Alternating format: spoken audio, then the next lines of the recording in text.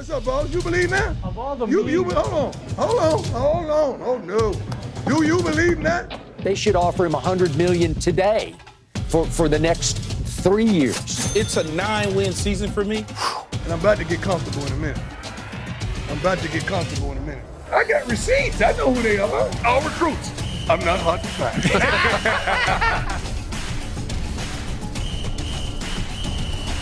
We ain't coming no more.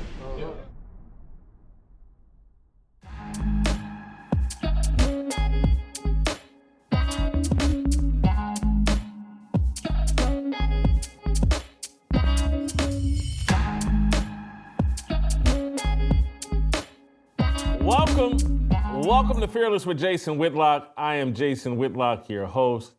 Happy Monday. You know what's on deck. I got a daily dose of Dion for you today. That may be the best daily dose of Dion that we'll have all football season. Steve Kim's going to join us today as well. My fire starter is going to be incredible.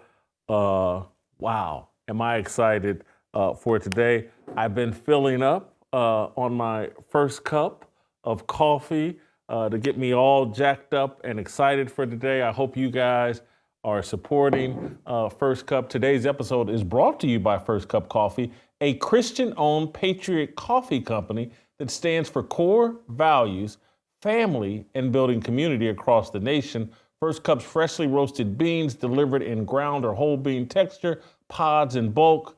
Go to firstcup.com and use my promo code FEARLESS and save an additional 10% on your order. If you subscribe, save an additional 10% for the life of your subscription. Guys, hop on board with First Cup. They've hopped on board with us. They share our values. They're supporting this great content that you're about to receive today. As I told you, man, do I have a daily dose of Dion ready for you today. I'm going to explain to you why I've got a daily dose of Dion. I'm going to explain the truth about Deion Sanders today. We'll do that. Then we'll bring in Steve Kim and we'll talk about Dion and we'll talk about what's going on in the NFL. We'll talk about Sherrone Moore, the offensive coordinator that filled in for Jim Harbaugh. Tell you what to think about Bill Belichick, what to think about Trevor Lawrence. We got a lot to cover today, but nothing will be better than this fire starter. Let me clear up just a little bit more room for this fire starter by telling you guys about our great friends at Cozy Earth. Guys, are you looking to score a few extra points by giving the perfect holiday gift this season? Here's a tip from Cozy Earth that'll have her bragging about how thoughtful you are. I'm talking about soft, luxurious bedding from Cozy Earth. I own a set of these sheets myself, and it really is a life-changing luxury. Listen, Cozy Earth bedding is incredibly soft, lightweight, and naturally temperature regulating, so she'll sleep more comfortably year-round, and so will you. And Cozy Earth uses only the very finest materials, including premium viscose from highly sustainable bamboo. Plus, every Cozy Earth bedding item comes in a beautiful reusable canvas bag, which means no gift wrapping required. And while you're checking out their world's softest sheets, don't miss their luxury pajamas, ultra comfortable joggers, plush lounge socks, premium bath towel collection, or their brand new cuddle blanket. She'll love them too. So give the gift of comfort this holiday season and save up to 40% on Cozy Earth. Go to CozyEarth.com, enter my promo code FEARLESS at checkout, and save up to 40%. That's CozyEarth.com, promo code FEARLESS. What a great holiday gift. You're giving to the woman you love, you're making her happy, you're making your sleep better, and you're supporting one of our sponsors who makes this show and this fire starter possible. With a fifth straight loss Friday night at Washington State, Deion Sanders can wrap up last place in the Pac-12 conference. Did you know that? Yes, sir. Colorado's 34-31 loss to Arizona on Saturday made the Buffalo's last place bowl eligible. Colorado versus Washington State is the brawl for it all, a clash between the West Coast two worst major college teams. The Cougars, 4-6, 1-6, are riding a 6-game losing streak into this showdown. Just like the Colorado Buffaloes, Washington State relies on a one-dimensional, all-pass offense to compensate for a defense that gives up more than 30 points per game in league play. Friday's loser will finish the season with no more than 2 Pac-12 wins, which would guarantee them at least a share of last place. A loss Friday would make Colorado a heavy favorite to own last place outright, considering it finishes the season traveling to 16th ranked Utah.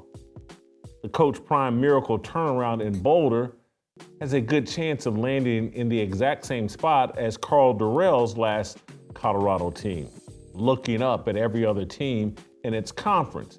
Matching Dorrell would be quite an accomplishment for Coach Prime, corporate and social media's leading candidate for National Coach of the Year. He would make history. No coach in Power 5 history has ever garnered the level of hype and worship showered on Coach Prime while never rising above his conference's cellar.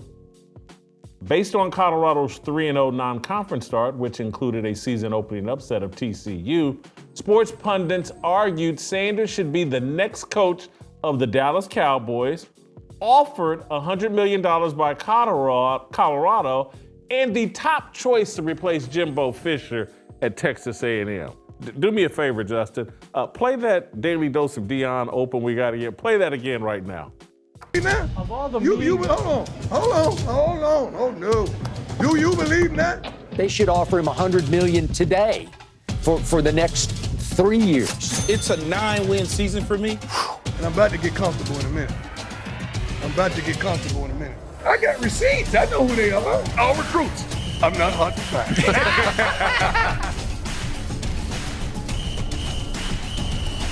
We ain't coming no more. It is the brawl for it all. And, Deion's not coming anymore. Remember, we coming. That's all out the window now at 4-6. Now they're in a battle for last place. Man, this guy, in just a handful of months, 60 Minutes, commissioned 2 separate profiles of the future coaching legend.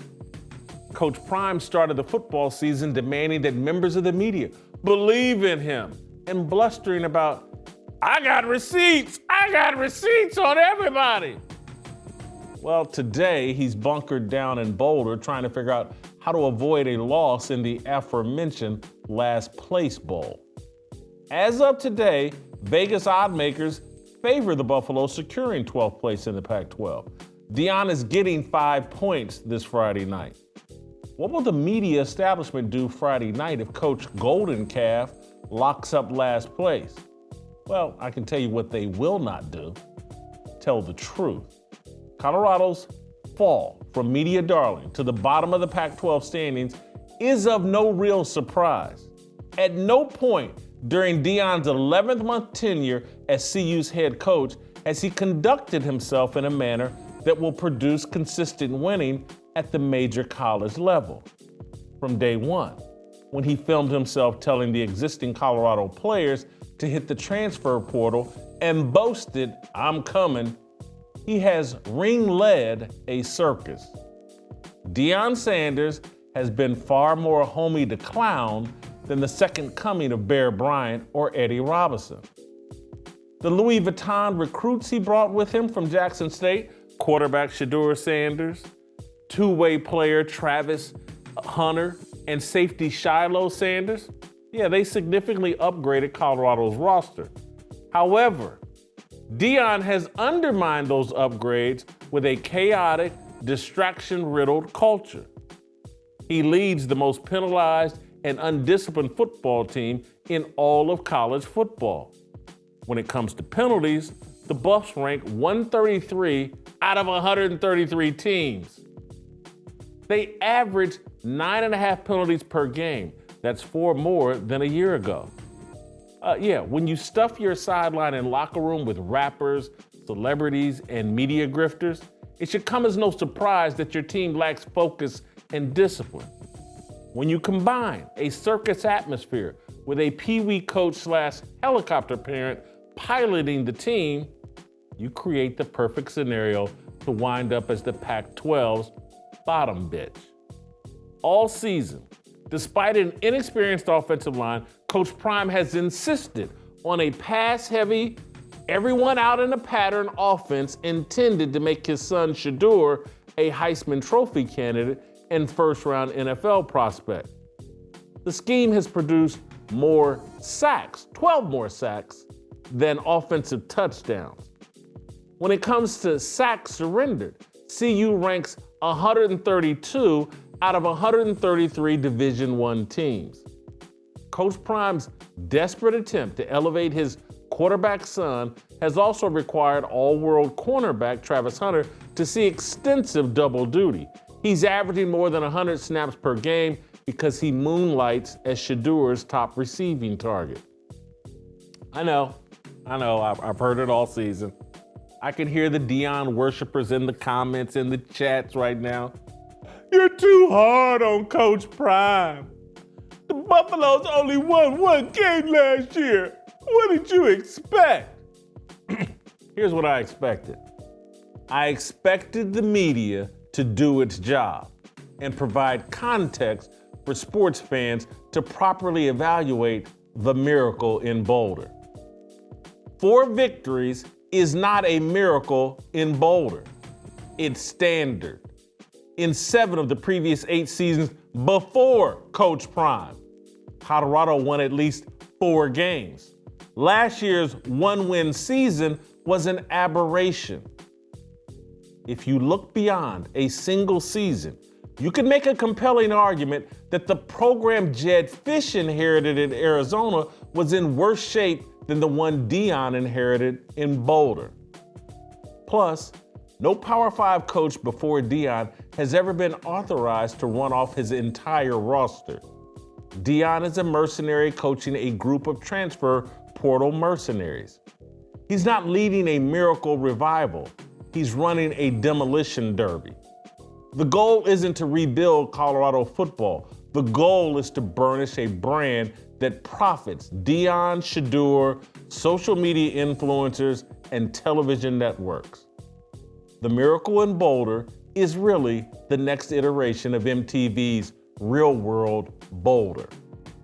Coach Prime is Puck, the troll from Real World San Francisco. The goal of every Real World cast member was to use the show to increase his or her fame. That's all Deion is doing at Colorado. He's pretending he's there to help kids and empower aspiring black coaches. He's throwing a giant party for black elites. There's nothing black elites relish more than integrating white spaces and isolating themselves from the black masses. Wakanda is for the movies. It's a fantasy no black elite has any interest in seeing happen. It requires too much work. Why build something sustainable at Jackson State, a school with a $57 million endowment, when you can be celebrated for generating money for Colorado, a school with a $2 billion endowment? Most people would choose the same path as Deion. It's easier, it's more fun, it's safe. There are no real expectations for him at Colorado. He can finish in last place in his conference, and it will be hailed as an amazing success. The television networks need his clownish persona for ratings, so ESPN and Fox Sports will avoid legitimately scrutinizing his performance. Black people, we're so ruled by racial idolatry and celebrity worship that we will reject any uncomfortable truth revealed about Deion. Deion can't lose Friday night. No matter the final score or final standings, Coach Prime is the biggest winner of the football season. In a society that no longer values merit, the biggest losers are the predetermined winners. That's my fire starter. I know many of you Deion worshipers are in knots. You thought I was done. Well, Whitlock talking about Deion again. That's all he do. He's obsessed with Deion. I did not touch Deion all last week, and they lost last week too. But I just want to put Dion in proper focus. This whole little miracle in Boulder and oh, how improved Colorado is, that's all been a lie and a myth. It's all been created by social media and corporate media to drive clicks and TV ratings. Oh, it's incredible what Dion has done. They only won one game last year. Dion has not, so far, has not done anything the previous coaches weren't doing routinely at Colorado, winning 4 games and finishing at the bottom or near the bottom of the Pac-12. That's where they're headed right now, according to Vegas odds makers. They're plus 5 points against Washington State. They're supposed to lose this game on the road. Washington State's been bad. They've lost 6 in a row, but Vegas sees Colorado losing on the road Friday night. That would guarantee them at least tying for last place in the Pac-12 conference. But last year they only won one game and they was getting blowed out in every game last year. And these games have been close. What do you mean? This has been incredible. If you watch the game and know what you're looking at, everything that has gone on with Colorado has been very predictable. If you watch TCU, if you watch Nebraska, if you watched the Colorado State game in particular, all the signs were pointing towards, oh, this thing's going to collapse. And there was one person, one show, willing to tell you, hey, this thing's going to collapse. This isn't headed on the right track. This team is undisciplined. This team doesn't have a strategy that fits its actual personnel. This team is being coached by a helicopter parent who's running it like a pee-wee football team. One guy willing to tell you that. And I've been vilified and ripped for doing it. And this is why I won't leave this alone. This has bigger implications than just Dion and just the sports world. It actually raises the question, particularly with black sports fans and with just black people. Do we have any interest in the truth? Any interest at all? Or do we just want to be lied to? We just want to be told what tickles our ear, what makes us feel good. Do we want to be ahead of the competition? Do we want to be smarter than our enemies? Do we want to be smart enough and informed enough to make rational decisions? Or do we just want to be lied to and told what we want to hear? Because all the people that say, oh yeah, I'm pro-black and I want black progress. You can't be pro-black and want black progress if you want to be lied to. If you require everyone to lie to you. Because if someone tells you the truth, someone tries to put you ahead of the conversation, they're either racist or a sellout. Or, I love the one, and I get it all. You hate yourself, Jason. Because I criticize Dion? Because I tell you what's really going on? Maybe I do that because I actually love black people and want us ahead of the conversation and want us pursuing truth, pursuing values and modeling behavior that consistently leads to progress. Maybe there's a group of people that want black people completely uninformed and completely modeling behavior that leads to failure. I don't want war with Deion Sanders. I would prefer that Dion unblock me from Twitter and watch this show, and instead of calling up like a little baby, I don't want to hear it, and Jason hates me or whatever, I would prefer him to take this constructive criticism and apply it to what he's doing as a coach. But he has no interest in that, like most people have no interest in that, because he doesn't want to do what's difficult. He thinks he's been brainwashed by his success as an athlete and thinks that all of that applies to the coaching world, and it doesn't. Dion was blessed in the womb with remarkable talent, and it made the details of football, baseball, basketball irrelevant. Completely irrelevant. So he doesn't know how to share the details that allow someone less talented than himself, which is 99.999% of all college football players, all football players produce. He doesn't know how to share with them or create an environment where they can grow and develop and become the best versions of themselves. That's what's going on in Colorado. When Lil Wayne's leading you out of the locker room, when your sideline is filled up with Offset and every other rapper and every other celebrity you can think of, you wonder why your team is distracted? You wonder why they lead the country in penalties? You wonder why there's no focus and there's no consistent effort?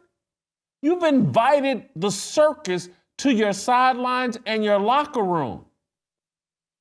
You got rappers giving pregame speeches and rapping in the locker room, and you wonder why your team is a hot mess when it comes to discipline? You don't need to be any type of expert to recognize the kind of chaos Dion invited into his football team. You need to take the racial blinders and the celebrity worship blinders off and just evaluate what's going on. And don't be mad at the person that's telling you like, hey man, this won't work. This would be like me being mad because a trainer says, hey man, don't eat that fried chicken. If you want to lose weight, don't eat that fried chicken. Oh, I hate you. You must hate black people for telling me not to eat fried chicken. How dare you criticize my eating habits? You must hate me. No, I'm actually telling you don't eat the fried chicken because I love you. I'm telling you what's going on with Deion Sanders because I care about you and want to open your mind to a different way, not a different way, but just a biblical worldview.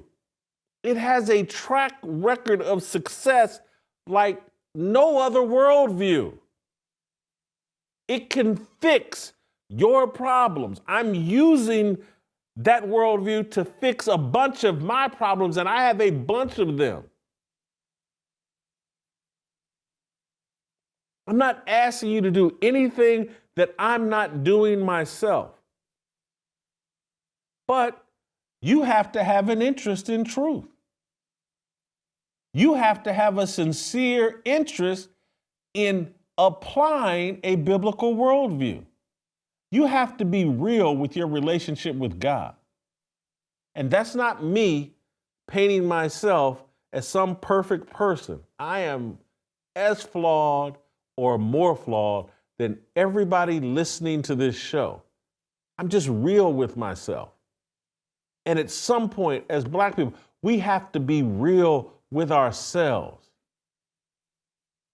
and quit hearing anybody that questions us as a racist or a sellout, or we're going to continue to make mistake after mistake after mistake and fall for every okie doke that's put out there. Every gimmick, every get rich scheme, every false god.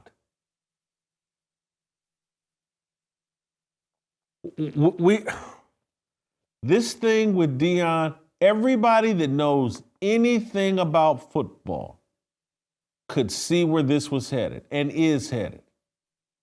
I was the one that had to tell you all, because everybody's, oh man, Dion's so relatable. The recruits love him. And I was like, well, hold on. Have you checked the recruiting rankings? Have you looked? He's not dominating the recruiting ranks. It's not working. Just this past week, I think the kid's name's Winston Watkins. Big time recruit out of Florida.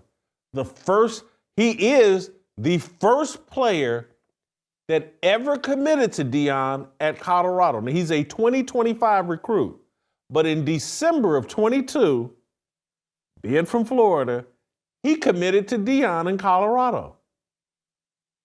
Guess what? He just decommitted last week.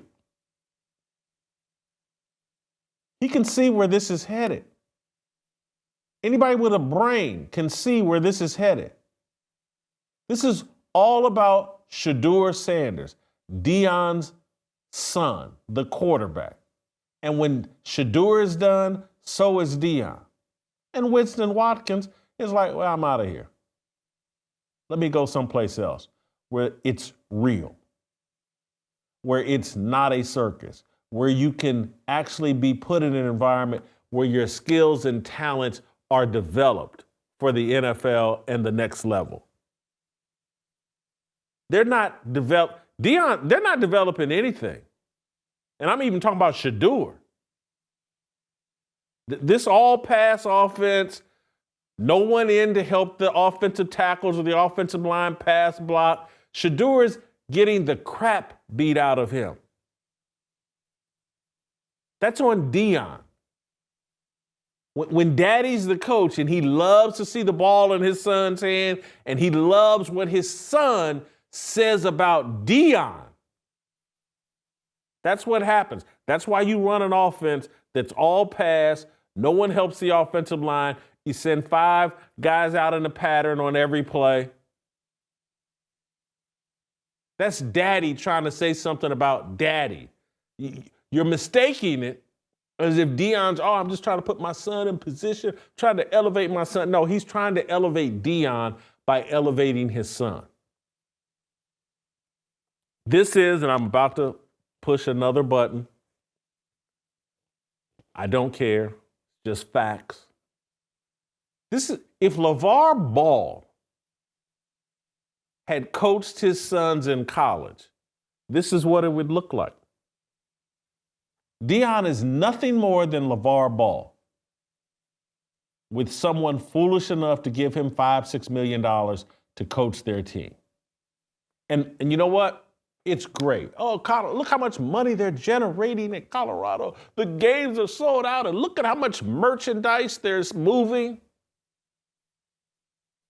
Colorado has a $2 billion endowment. Do you think they're hurting for money? Have you ever been to Boulder? Let's say Dion helped them generate an additional $30 million. You think they really needed it? You think it made a difference? And let's say he did generate an additional $40 million. And let's say they did need it. Is that better than helping Jackson State generate an additional $10, $15, $20 million? Is that better? I mean, and seriously, if I'm going to celebrate and carry Dion around on my shoulders and say, man, look what Deion's doing. This is great for black folks. He better be doing it at a HBCU that needs the money. Colorado has a $2 billion endowment. Jackson State has a $57 million endowment. I'm not good at math, but that's a lot of money. That's a big difference. 57 million, $2 billion. By my calculations, that's nearly a $2 billion difference. But man, what Deion's doing, this is so great for black people. And he's empowering black coaches, and he's just uplifting black people. And he's the Malcolm X and the Martin Luther King of coaching.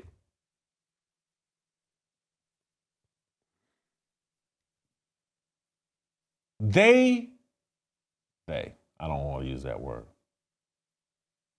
White liberals do not want black people investing in themselves. They want guys like Deion to come tap dance for them and to generate millions upon millions of dollars in attention for them. That's what white liberals want. And we love to do it. Love to do it.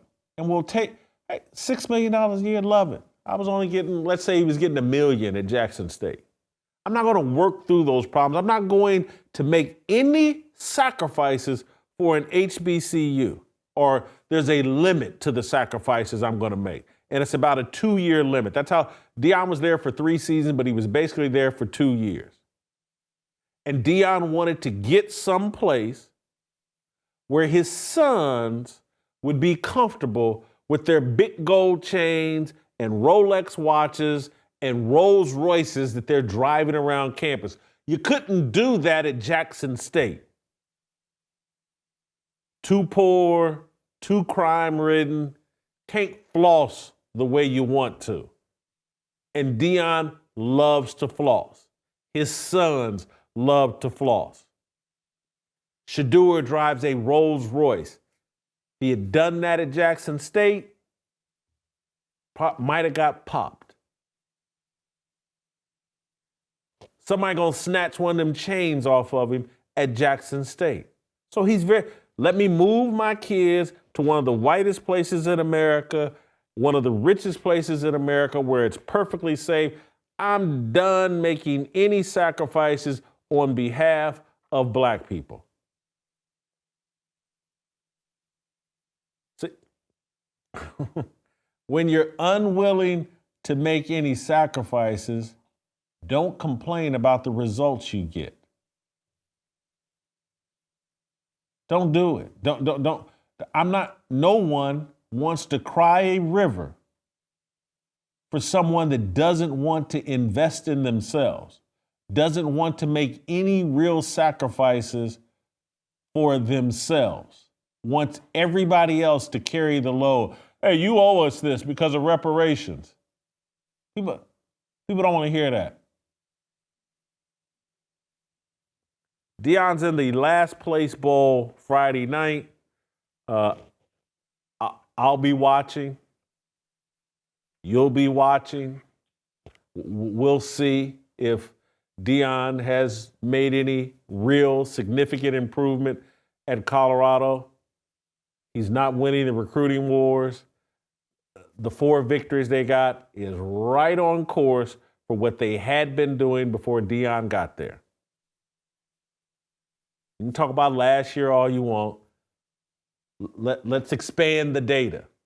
Let's look big picture. Let's look broader. And that's like saying, well, Whitlock, he didn't eat no McDonald's last year, last year. But let's look at Whitlock over the course of the last 10 years. That will tell us the truth. He had a nice little run in 2023 where he didn't eat any McDonald's. But let's look over the last 10 years. That's the truth. And so they set up a little small, or Deion set up and the media set up a very low standard, a very low bar for Deion to jump over. One game. Well, he won 4 games. You can't criticize anything he did. Miss me with all of that. So either you want the truth or you don't.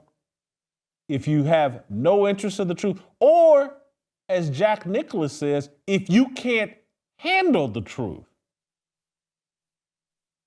you're not man enough or woman enough for sustained success. Your failure is on you. If you're so allergic, so bothered by the truth, so bothered by constructive criticism, pointed criticism of another man, a celebrity worth millions of dollars, if you're the person sitting out there, so bothered that one person was willing to say, hey man, this is a load of BS. Let me tell you why. Here's how it's going to end. If that bothers you so much, you're not man enough for success. Your skin isn't thick enough. Your brain isn't sharp enough. Your commitment to truth isn't strong enough to ever sustain success. Look in the mirror, blame yourself. That's my addition to the fire starter. Steve Kim's going to join me here in a second. Before I do that, guys, I want to tell you about our purpose, our mission here. Preborn, you guys know. This country, this society we've concocted is in love with abortion. These leftists feel like, feminists feel like it's a fundamental right. Killing a baby in the womb is a fundamental right. They have the absolute wrong mentality as it relates to life and where it begins. It begins at conception. And if you don't treat life in the womb properly with love and support, you've got the wrong mindset and you're contributing to this chaotic, corrupt, satanic culture that we have in control of America and the world right now. I can tell you an organization that is fighting that satanic culture, the culture of death that we've adopted, and it's Preborn. You guys know I love Preborn. They provide ultrasounds to expectant mothers who are considering abortion. Once the woman sees that, hears that baby's heartbeat, sees that baby's image in the womb, she is twice as likely to choose life, and that's when Preborn really steps in and steps up and provides that woman the support she needs to get through the pregnancy and through the first 2 years of that baby's life. We just had Dan Steiner on last week. Dan Steiner founded Preborn. We know where our money goes. It goes for ultrasounds and diapers and all the support that woman needs to get through the first 2 years of that baby's life outside the womb. Preborn is awesome. As fearless soldiers, we need to support Preborn. They've been supporting us. We need to support them. When you give $28, it pays for one ultrasound. You give $28,000, it pays for a lot of ultrasounds. I can't do the math on that, but it pays for a lot. We appreciate it. But you're also supporting me in this show, and I so greatly appreciate it. There's 2 ways to give. Pound 250, say the keyword baby. Pound 250, say the keyword baby. Or visit preborn.com/fearless. That's preborn.com/fearless. Steve Kim's going to join us here in a second. Before we get to Steve Kim, I want to remind you all that fire starter and this conversation I'm about to have with Steve Kim, it's worthy of a 5-star rating on Apple. We got to continue to hit that 5-star rating on Apple. The spammers, the people that don't want this message getting out there, keep spamming us with 1 stars. We need to spam them back with 5 stars. Write a review as well. If you're watching over YouTube, hit the likes, hit the subscription, hit the notifications. Tell your friends to come watch the show. Steve Kim, the Korean Coast Sale. Next. It's my obligation, no hate, discrimination, raising up your hands for freedom. Jason Whitlock, previously on Fearless.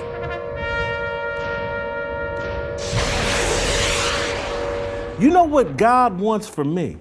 You know what that sounds like? A Marxist. That sounds like someone that believes they're God.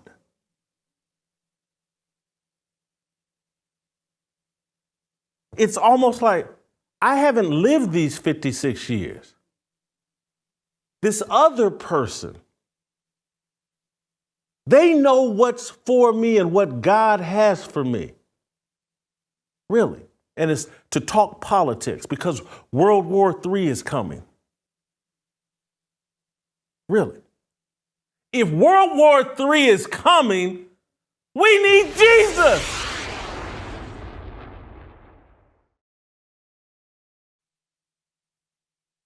All right, welcome back. Hey, guys, I want to talk to you about a new apparel brand started by our guy, Jonathan Isaacs.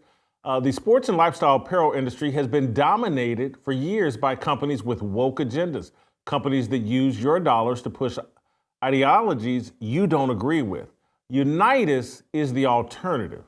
It's a new clothing company founded by NBA player Jonathan Isaac that offers a values-based alternative for stylish, high-quality sports and lifestyle apparel.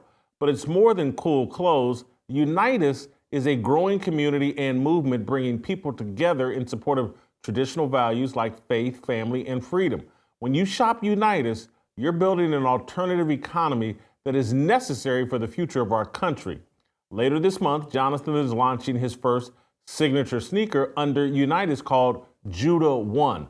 This will be the first ever signature shoe to feature a Bible verse on the exterior, inspiring you to live out your faith with boldness. Let's all commit to supporting Unitus with our dollars.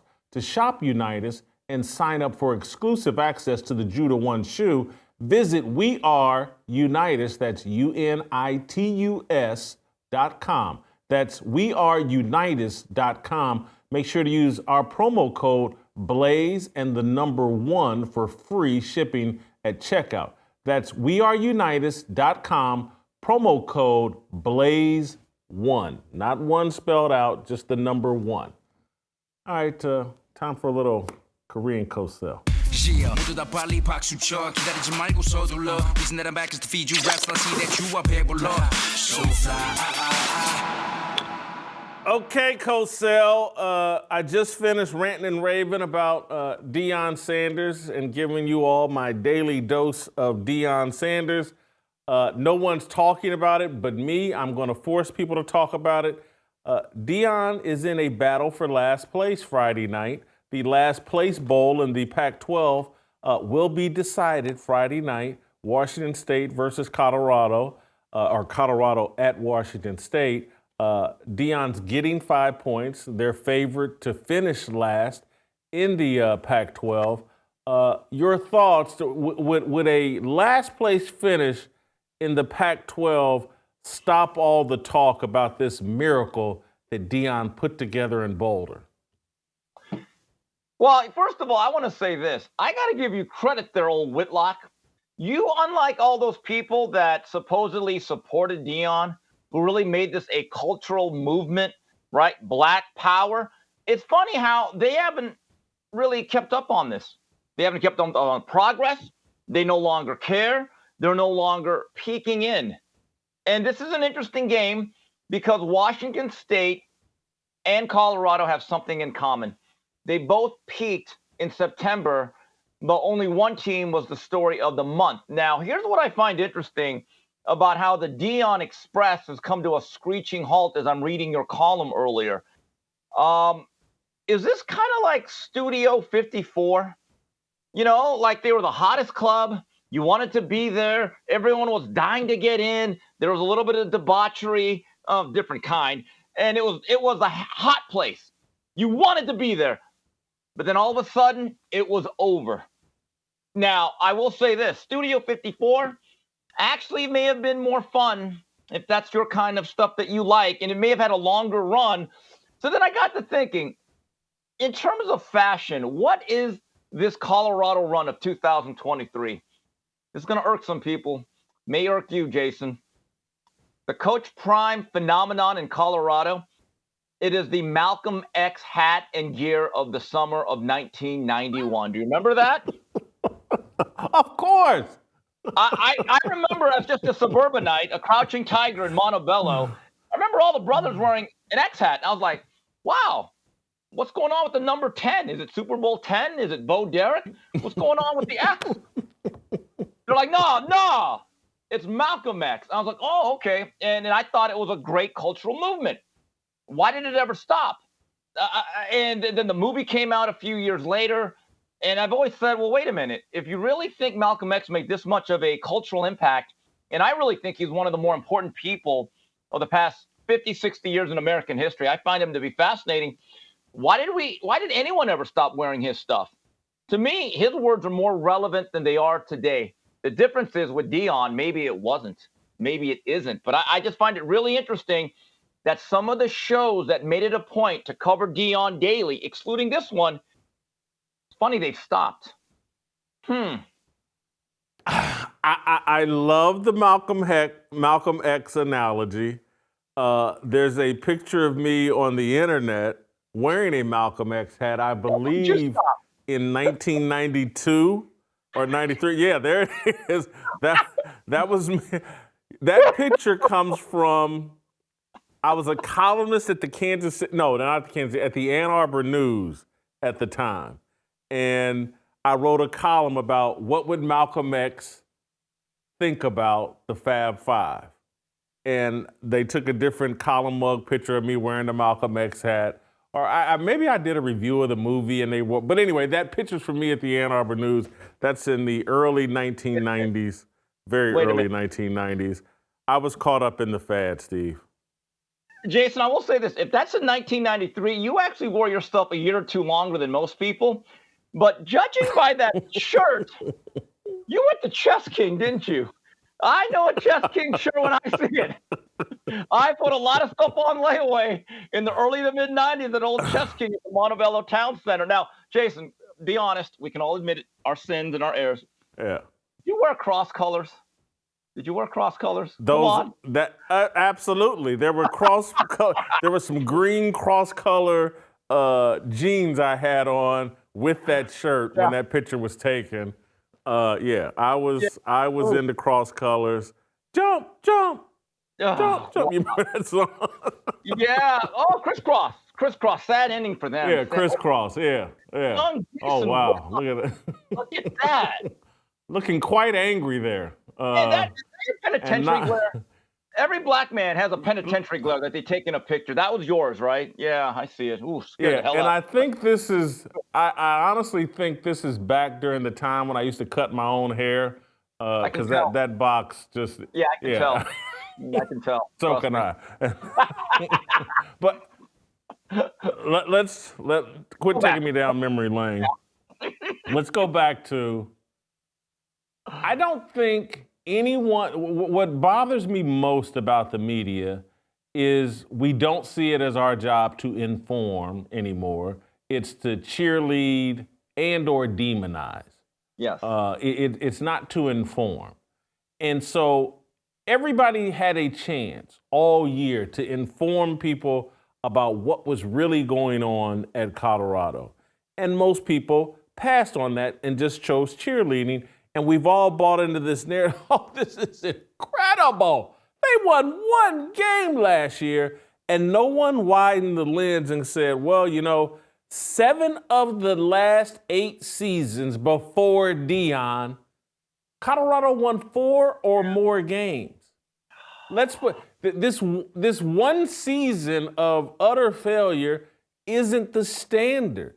And so Dion right now is on track to do what virtually every other coach at Colorado in the last 8 seasons has done, win 4 or 5 games. Let's put it in that perspective. Instead of this miracle comeback, Dion's doing what everybody else did, except everybody else didn't run off their entire roster and replace it with new players. Your thoughts? Jason, they got to the same place, just quicker. You're right, because basically in February or early October, they got there. And, I will say this, though. They played a pretty good game against Arizona. And I want to give Jed Fish credit, our old coordinator at Miami. He's doing a great job, by the way. Now, that's the way you build a program. And his best receiver got poached by USC, Dorian Singer. But that game was actually closer than I thought. But you're right, look, for all the hoopla that Dion got, and Colorado was the story of college football the first 3, 4, 5 weeks, Eric Weddle was on Coach JB's show. Now, I'm sure everyone knows who Eric Weddle is that follows football. This guy made about 5 or 6 Pro Bowls.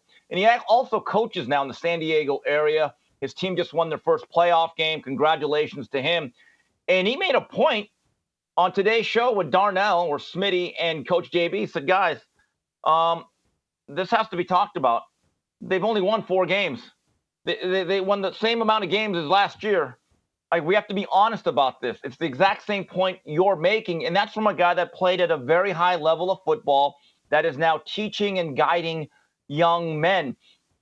I'm going to be very interested to see in the offseason, as soon as that last snap takes place for this season, whether it's in a bowl game or in a couple of weeks, what is the roster going to look like? How many of these kids are going to be jettisoned? How many of these kids will be asked back? And then is the mission statement now to bring in more Louis, right? And I just wonder how many of these guys that aren't playing a lot in the last month have said, wow, everything is settled in. Is this what our Colorado Buffalo experience is going to be? And I wonder, Jason, how many of them are satisfied with it? Steve, I don't know if you know this, but I believe yesterday they lost some Louis. Their top recruit decommitted. Kid out of Florida, wide receiver. I think his name's Winston. I can't think of his last name, but he decommitted. They lost some Louis. People are figuring out what's going on at Colorado.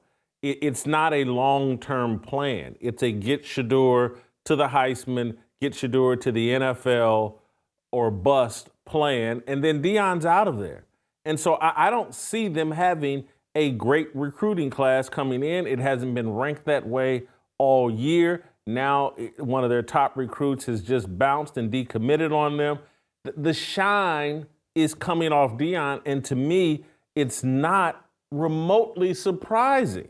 And I know I got beat up and people were upset with me all season for pointing out in real time, like, hey, this isn't real. What we're seeing will not be sustained. And I want to give you credit, or I'm going to give you credit. I'm going to co-sign what you said. Last week is the first time I saw Deion coach a real football game. And I hats off to him. I tweeted out at the 8 minutes left in the fourth quarter, regardless of what happens, Deion against Arizona coached a real football game. No. I think Arizona had more talent. I think Arizona's the better team. Deion, with a mature strategy of we're going to play field position football. We're going to punt the ball, pin them deep, and try to shorten the field for our offense to keep us in the game. And the formula worked. That's the only reason they were in the game. They were actually outplayed. You go look at the yardage, like in the overwhelming majority of these games, they've been outgained, and they've needed some breaks to go their way. Playing field position football, put them in position to compete and potentially win that game. But Deion, made the comment, we were the better team. No, you weren't. For the first time, you actually outcoached someone and almost pulled off an upset, but you couldn't get it done because Deion still can't manage the clock. He doesn't really know what he's doing. It's to me, all season, it's been clear as day with all the distractions he's brought in, from the rappers to the celebrities to the media grifters. He's created a culture that's full of distractions, and he's wondering why he has the most penalized, the most undisciplined team in all of college football. That's on Deion.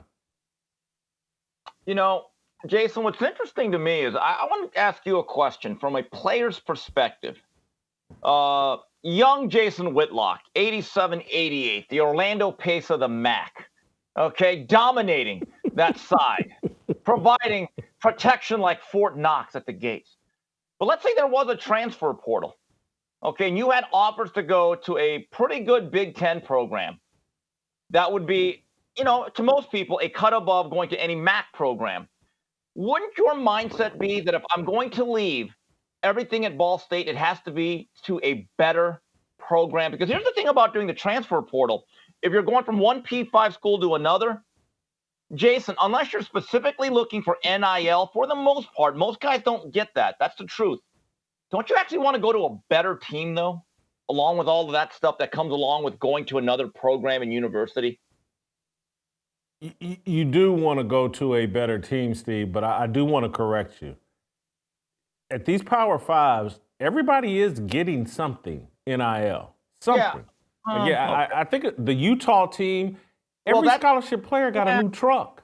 But that's not okay. Look, there are certain deals at like Notre that. Dame, at Notre Dame, and again, I know that's the creme de la creme, but the minimum for every player, if you just do nothing, you get $40,000. If you do nothing, basically, $40,000 is the minimum. Michigan's got a similar deal. Everybody, and so at these Power 5 schools, everybody's getting something. I know Ball State lost its best basketball player to Indiana University. He'll go be the 7th or 8th man at Indiana because he's going to get something in NIL. We lost our best running back to UCLA. He's out there, and he's Carson Steele. He's playing well for UCLA. You're going to get something, and Colorado is offering all these players something. And that's what Dion is going to figure out, is that he's going to get a bunch of recruits that are there for the rappers, the weed, and the NIL, not guys that are there to win football games and do whatever's necessary, because that's not what Dion is really selling. He's selling fun. And football is not meant to be the funnest sport. It's meant to be the most rewarding. Yeah, Jason, you are right. Every major program has a collective, as they call it, which is what I call the pay-for-pay till. Yeah. That's what it is. It's pay-for-play. It is what it is. Let's just be honest. Now, here's the interesting thing. I actually watched some of those videos that is put out by the Colorado Buffalo social media that's produced by, I think, Deion's son. Here's what I found interesting. Even when they are winning, it was the day after the game and they're filming everything, there are a lot of players that actually just want to play football, love the game. And when I'm doing my weight room activities, I don't necessarily need a camera in my face every day as I'm on the incline bench press. I mean, I could see certain guys, and I'll just say it was the white guys who did not want a camera in their face as they're eating their breakfast bagel. They're like, they had this look like, can I just eat breakfast in peace? Go to Shador, go to Shiloh, go to Travis Hunter. This is for them. Me, I just want to develop as a football player and actually go to school. And I have a phrase about, you say football is not supposed to be fun. If you really are a football player, the most fun, but I have a phrase, and I should patent it. What is fun is often not rewarding. What is rewarding is not often fun. And when you go to these programs that are led by men like Kirby Smart, Dabo Swinney, certainly Nick Saban, Ryan Day, the ones that are serious about putting rings on your finger. You think it's always fun? No, it's probably tough. It's probably the most grinding process that many players actually hate. But when they graduate, it's like a sense of like, you know what, we did something that was worthwhile, and I'm ready to conquer the real world. I wonder, is that actually taking place at Colorado? That's just a question that I have. Colorado is for guys that want to be on a reality TV show. Colorado, Deion has made that Buffalo program into the real world Boulder, and everything is filmed. And everything's, once you start filming everything and putting it out as content, it makes it inauthentic. And I'll give you an example. I watched one of those, I'm serious, I watched one of those videos that you're talking about. What's it called? Well-off media or whatever. Yeah. I watched one of those videos, and they had Pat Shurmur was up talking to the team, or it was Charles Kelly. I can't. One of the coordinators was up talking to the team. It was Pat Shurmur, the new OC, and he was making the point about how much progress they've made. He's talking to the team and he's showing them stats from 2022 offensively compared to 2023. And I was watching it going, this video and what he's saying isn't for the kids in that room. They ran off the guys from 2022. So showing them stats from, look at the improvement we've made, guys, from last year, it doesn't land with that team, the guys in that room, because they're like, that wasn't us. We weren't. There's 86 new players here. There's only 10 leftovers here.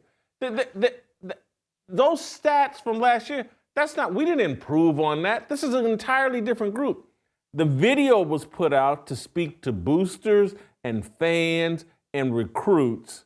It wasn't the offensive coordinator talking to his team in a real way that was going to motivate them or encourage them. It was for somebody else. That's the problem with Deion's deal. It's inauthentic because of the cameras. Jason, to refer back to 2020, what's that got to do with the price of a snowplow in Boulder? You might as well reference, well, in 1994, Rashawn Salam rushed for 2,000 yards. Christian Fourier was a hell of a tight end. And that Michael Westbrook, what a threat on the perimeter. Got nothing to do with anything. And I believe now, if this was a show, we could call it The Real Scholarship Athletes of Boulder, Colorado. That's catchy. That is catchy. All right, I'm going to leave Deion alone. I spent enough time ranting in my fire starter. Fearless with Jason Whitlock, the last place you could still get daily Deion coverage. I'll take that, you hater. Anyway. This conversation is important because, anyway, I'm not going to repeat stuff I've already said, but Steve, I want to move on. I want your thoughts. Did you see Sherrone Moore, Michigan's offensive coordinator? They beat up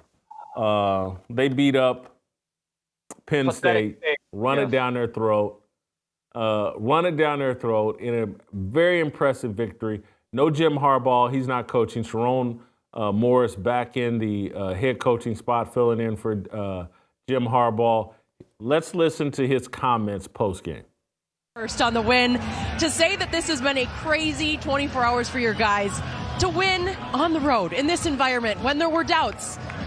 Sherrone, what does it mean to you? I want to thank the Lord. I want to thank Coach Harbaugh. Love you, man. Love you, man. This is for you. For this university, the president, our AD, we got the best players, best university, best alumni in the country. Love you guys. These guys right here, man. These guys did it. Man. Talk to him, man. Love you. Let me just throw in a side comment. I'm going to tell him, I love Jenny Taft. I mean, I really do. I love Jenny Taft. Now, let me move on. Your thoughts on Sherrone? All right. First of all, that line, it reminded me of when Bud Light used to have great commercials when they were America's beer. Remember? I love you, man. Remember that? That was like a thing in the 90s. I love that thing. Then they went, oh, whatever. Look, if I'm Sherrone Moore, and by the way, I kind of went viral in a video of Coach JB.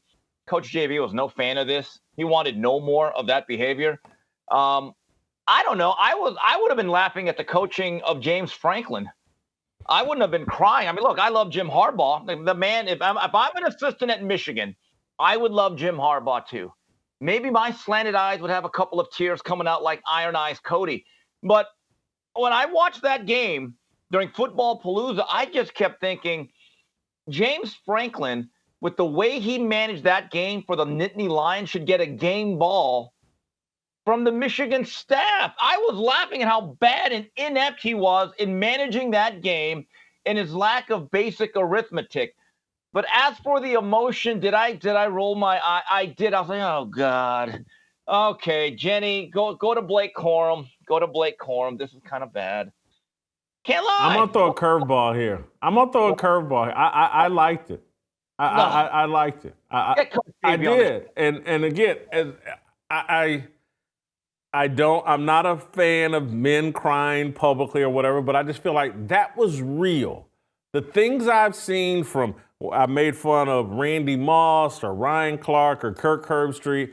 I don't buy any of that. Those are crocodile tears. Those are tears intended to endear them to the audience. I think Sherrone Moore was overwhelmed with emotion. No, this is a huge game. He loves Jim Harbaugh that made him the offensive coordinator, made him the head coach in his absence. He knows what a big deal this was for Sherrone Moore. He's probably, after this season, going to get a head coaching job somewhere.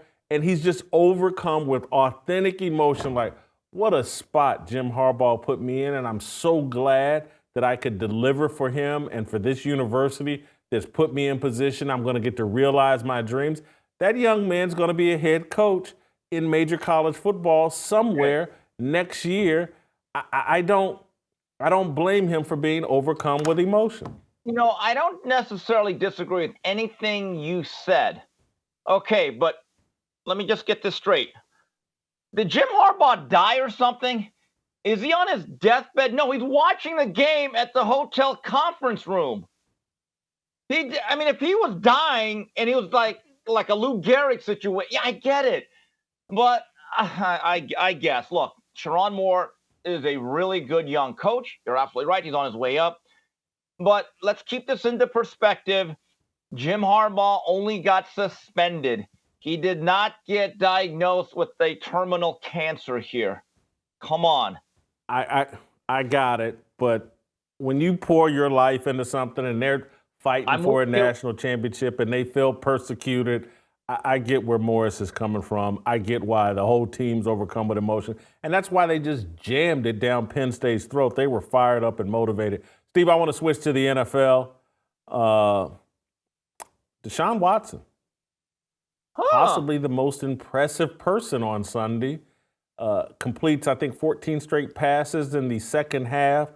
The Cleveland Browns are right in the thick of the AFC North race. They knock off the Baltimore Ravens yesterday. The game started poorly for Deshaun, throws a pick six, comes back, leads him to victory over the Ravens, who many thought was the best team in football. Is Deshaun Watson look like the old Deshaun Watson? And Cleveland's got a defense. They have Myles Garrett. They got this is a real team now. If Deshaun Watson returns to Pro Bowl form, your thoughts on what we saw from Deshaun yesterday? There is life with Deshaun, but in watching clips of this game and watching parts of it, two things came to mind. Myles Garrett is a monster.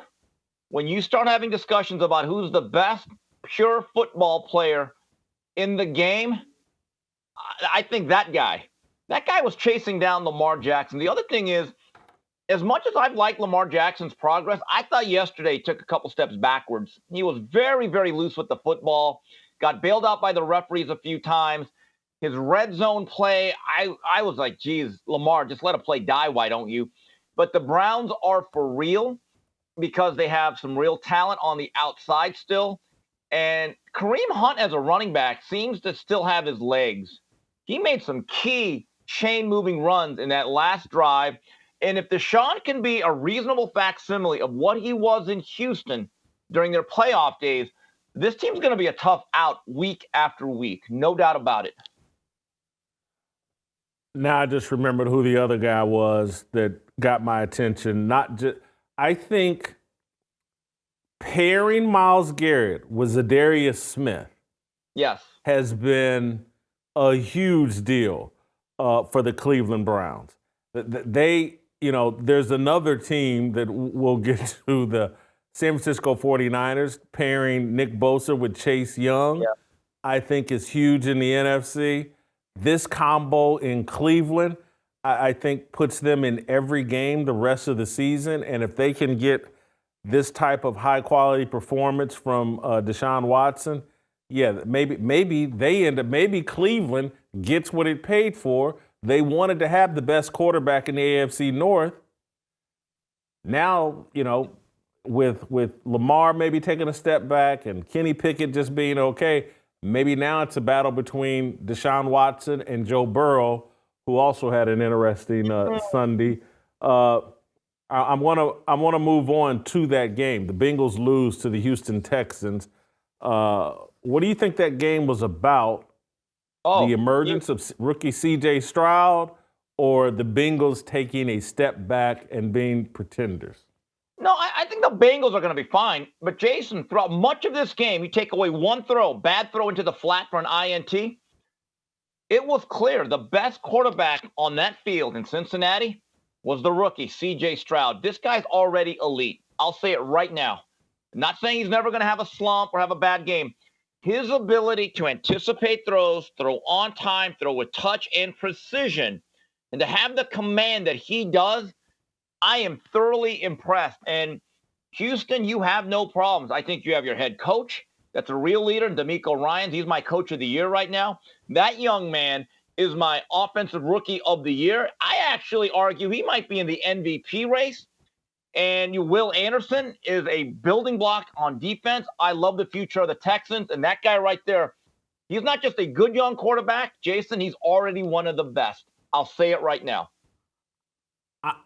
I'm not willing to go there just yet, just because I got burned jumping on the back of a rookie quarterback 6-7 years ago, maybe 8 years ago. I can't how long ago it's been, but I fell in love with Carson Wentz 5, 6, 7 games into his career in Philadelphia, and Eric Mangini laughed at me. Like, are you crazy? He goes, calm down. And this was like 6, 7 games in the car. I was like, oh my God. And he's like, you're nuts. He goes, Jason, let's see what he looks like the second round of his NFL, when he takes a second lap. No one's got film on him, blah, blah, blah. Jason, Man. I will admit, and so I'm just reluctant. Being the type of person with honor that I am, I will admit I was also very high on Carson Wentz. Now let's go back to Carson Wentz. Had a good rookie year. And in the second year, he may have been headed to the MVP honors. And I'll never forget, he was playing the Rams when they're still out at the Coliseum. He was having a great game. And then one play, I think, changed his whole career. Near the goal line, instead of running towards the pylon and out of bounds like a regular quarterback, he tried to act like Wilbert Montgomery or Deuce Staley, and he hits it back up inside. His knee gets crunched. Was never the same guy. Now, when you look at Stroud, this is his most impressive facet of his game, along with all the stuff he can do with his arm. He actually climbs the pocket. Most of the time when he feels pressure, he's going right into the belly of the beast and climbing the pocket instead of bouncing. And I'm thinking, ooh, that is high-level quarterbacking from a very young player. And it's not like he's throwing out there to Andre Johnson. I mean, he's making it work piecemeal. And when they start to give him some help, again, I'm high on him. We may live to regret this, but again, I'm high on him. I know I watched him week 1. Did they play the Colts week 1? Let me double check that. And I was thoroughly unimpressed. I remember tweeting out like, oh my God, does this guy look? No, they played the Ravens, then the Colts. They played the Ravens week 1. And I think that was the game. I was like, oh my God, is this guy in over his head? This is embarrassing.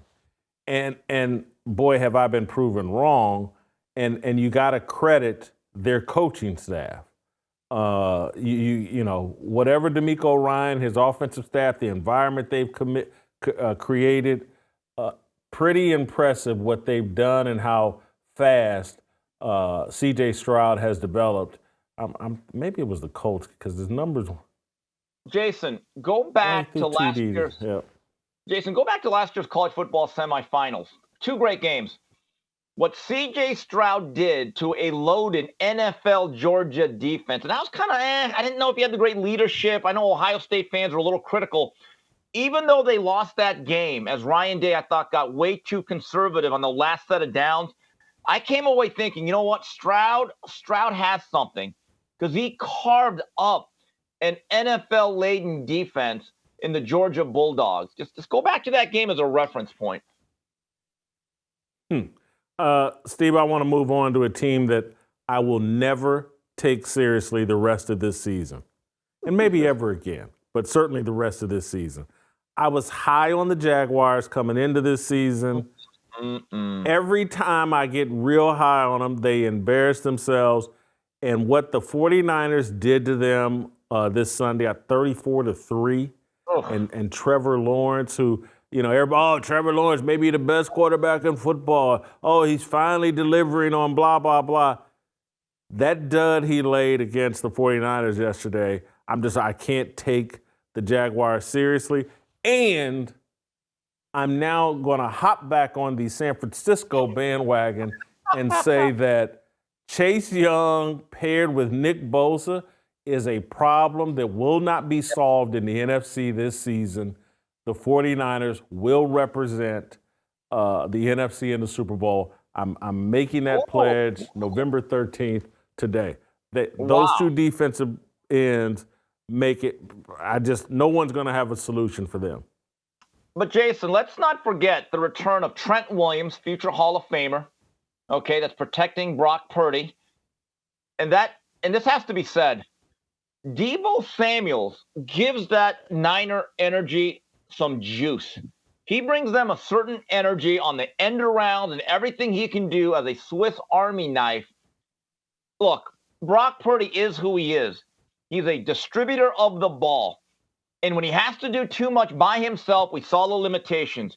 But when he could just be the point guard and get the ball out of his hands relatively quickly, when number 19 is in that ball game, he opens up everything for that whole offense. As for the Jaguars, look, I'm high on Trevor Lawrence still. But has this particular season, 9-10 games into it, been a disappointment? Well, when you have more interceptions than touchdowns, there's no way to justify it. And it was my belief that with Calvin Ridley, that he was going to make that next step, that next jump. Hasn't happened. Has not happened. So there's no justifying his play thus far. Look, when in this league, if you're throwing 9 TDs and 6 interceptions halfway through the season, in this league, that's not defensible. They've made quarterback play too easy. And so Trevor Lawrence to me is one of these guys that looks good on paper, looks good in the locker room, looks great in warm-ups, looks good in several games. But when push comes to shove, I just don't think he has it.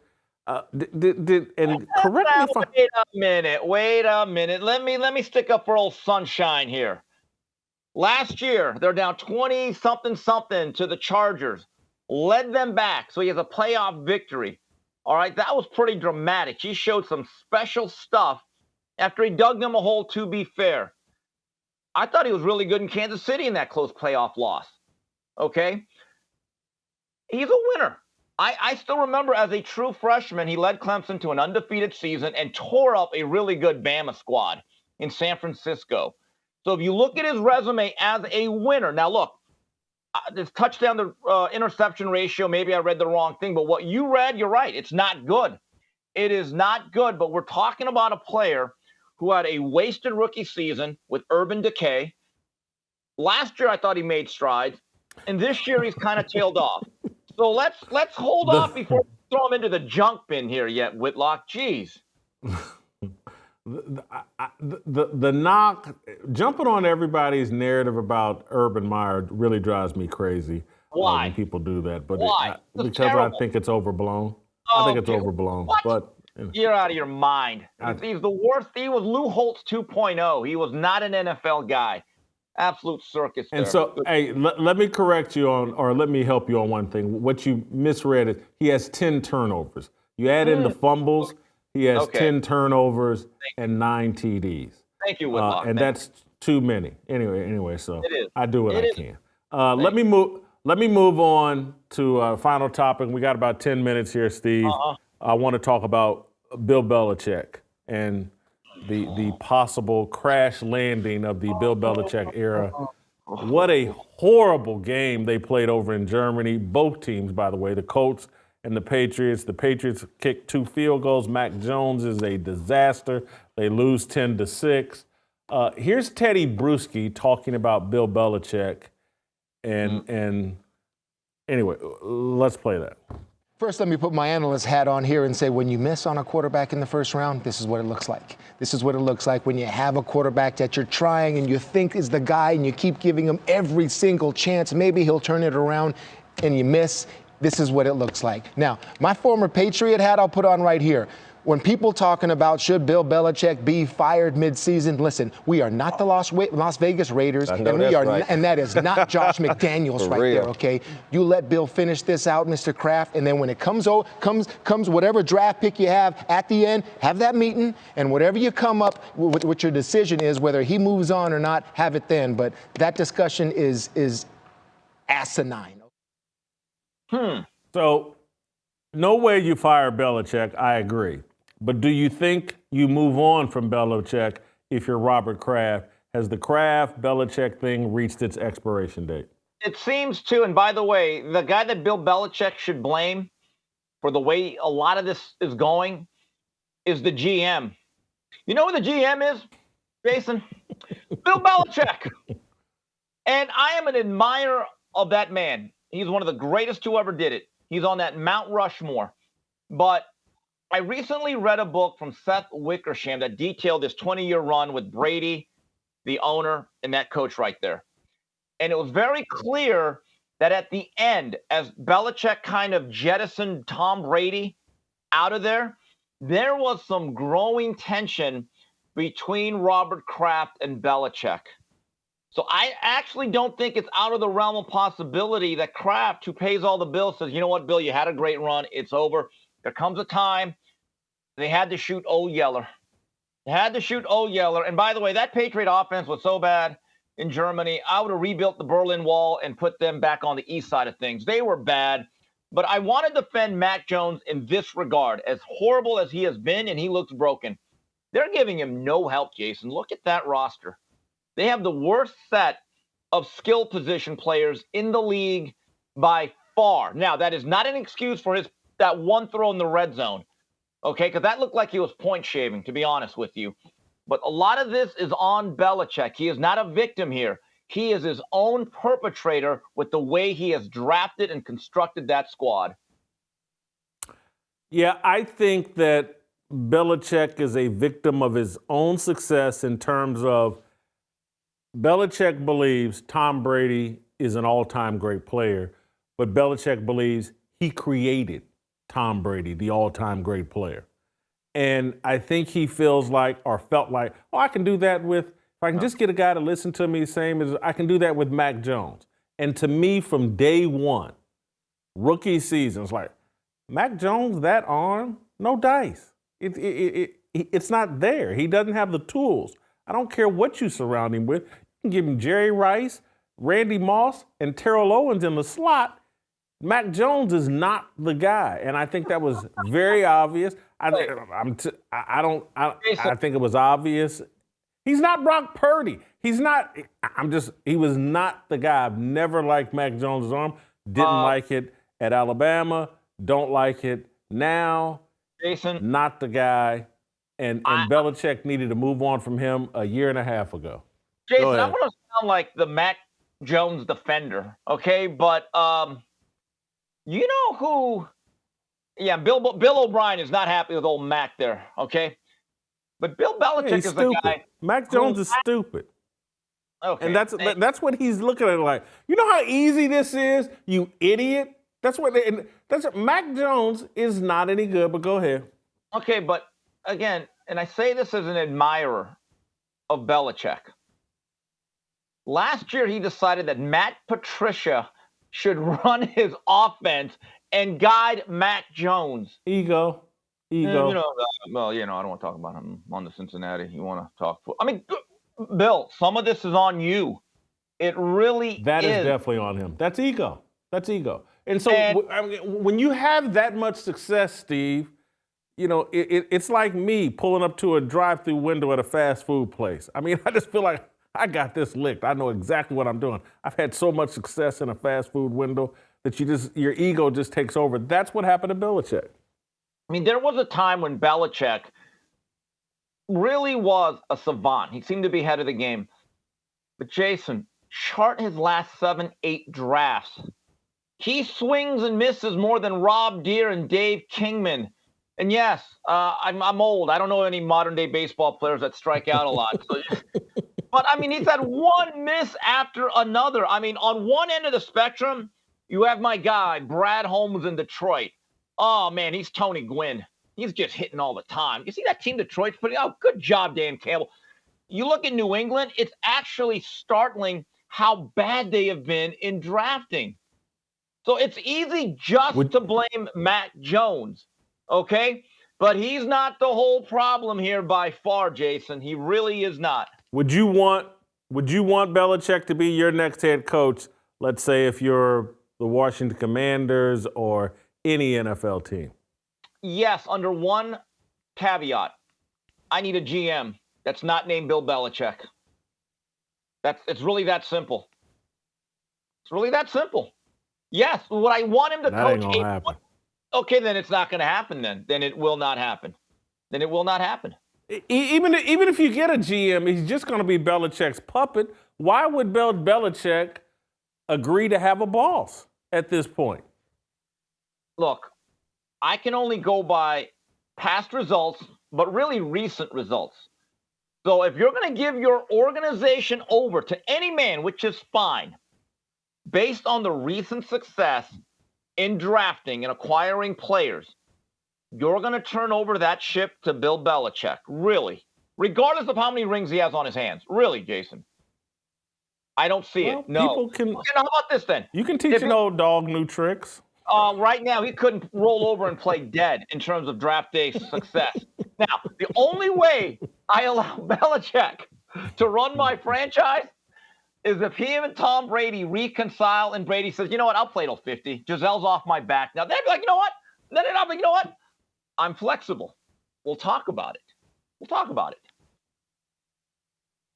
Steve, great job as always. We'll see you tomorrow. Love your Cosell jacket. Love it. Steve Kim, the Korean Cosell, awesome job. We'll play some tomorrow, and we'll see you tomorrow. Waiting for the countdown, coming off the breakdown, standing in line for freedom. Looking for a breakout, feeling like a standoff, nothing in life like freedom. Came like a fighter, striking like a ladder, making all these moves for freedom. I want freedom. No negotiation, my sister, no relation. We all just wanna have freedom. Sitting on the corner, never been alone. I'm breaking my back for freedom. Blessed, we are living, get back. We are receiving, all deceiving. We all wanna be free. We want freedom. I wanna be. I wanna